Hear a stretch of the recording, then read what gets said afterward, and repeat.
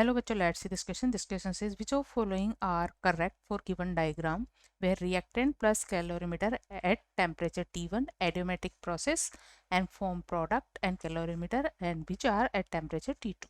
Then there is temperature adjustment and delta H2 for this process is here, and this convert in product plus calorimeter at temperature T2 or reactant or calorimeter at temperature T1 to change into product and plus calorimeter at temperature T2.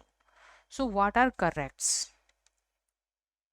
Key concept for this question are enthalpy change in calorimeter reaction. Key concept for this question is enthalpy change in calorimeter reaction.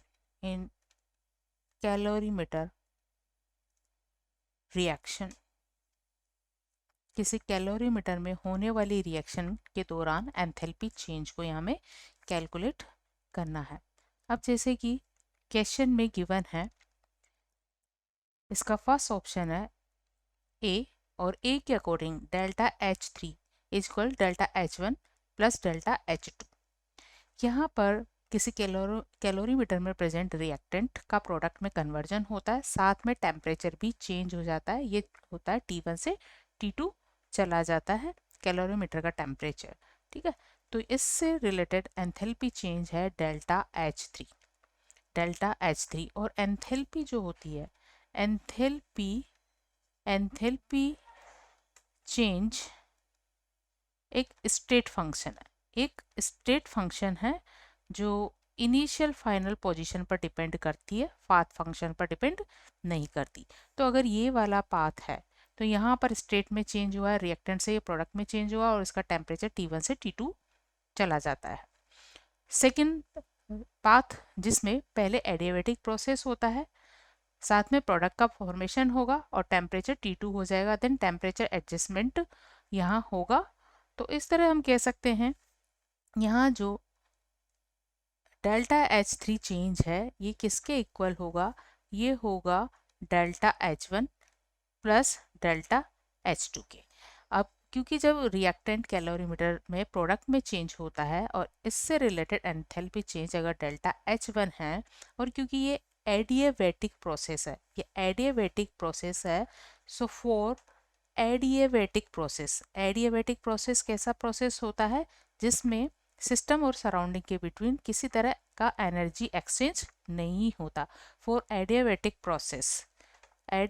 Process के लिए enthalpy change क्या हो जाएगा, zero, क्योंकि system surrounding के between किसी तरह का एनर्जी ट्रांसफर नहीं होता है। तो यहाँ डेल्टा H1 वैल्यू यहाँ जीरो हो जाती है और इसके लिए डेल्टा H वैल्यू क्वेश्चन में यहाँ गिवन है। सो ये प्रोसेस डायरेक्ट इस तरह से हो या इस पाथ के थ्रू हो, तो यहाँ ये टोटल एनर्जी चेंज को, स्टेट में एंथैल्पी चेंज को रिप्रेजेंट करता है, इसलिए डेल्टा H3 इज इक्वल होगा फर्स्ट प्रोसेस के लिए enthalpy change which is delta H1, then second process के लिए एंथैल्पी चेंज जिससे ये फाइनल पोजीशन में आ जाती है, तो इनके सम के इक्वल होगा। ये एक करेक्ट स्टेटमेंट है। बी स्टेटमेंट है delta H1 is equal zero, क्योंकि ये एडियाबेटिक प्रोसेस है जिसे हम ऑलरेडी एक्सप्लेन कर चुके हैं। तो एडियाबेटिक प्रोसेस के लिए Q वैल्यू क्या होती है, जीरो होती है, कोई एनर्जी एक्सचेंज नहीं होता। This is also correct. And the C delta H2 value, यहाँ पर प्रोडक्ट और कैलोरीमीटर टेम्परेचर T2 पर है, ठीक है। अब T2 से ये प्रोडक्ट यहाँ टेम्परेचर का एडजस्टमेंट होता है। अब क्योंकि इसका इनिशियल टेम्परेचर जो है वो T1 है और देन ये टेम्परेचर T2 में चेंज होता है, तो यहाँ से डेल्टा H2 इज इक्वल होगा heat capacity of calorimeter plus heat capacity of product form हो चुका है। तो प्रोडक्ट की जो हीट कैपेसिटी है प्लस कैलोरीमीटर की heat capacity into change in temperature, and change in temperature क्या है, T1 minus T2, T1 minus T2, क्योंकि इनिशियल टेम्परेचर T1 है और फाइनल टेम्परेचर यहाँ T2 है, तो यहाँ इनका डिफरेंस T1 माइनस T2 होगा. So delta H2 should be heat capacity of calorimeter plus heat capacity of product into T1 minus T2. This is also a correct statement. And the D option के according delta H2 is equal C calorimeter plus C product. और इसके लिए temperature change है T2 minus T1.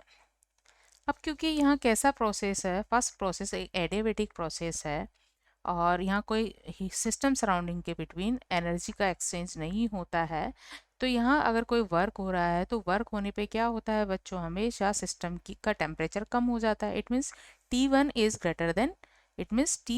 Greater than T2. ठीक है. So delta H2 क्या होना चाहिए, T1 माइनस T2 होना चाहिए, ना कि T2 minus T1. It means here the T1 is greater than T2. So D is incorrect. So correct options are A, B and C. Hope you understood well. Best of luck.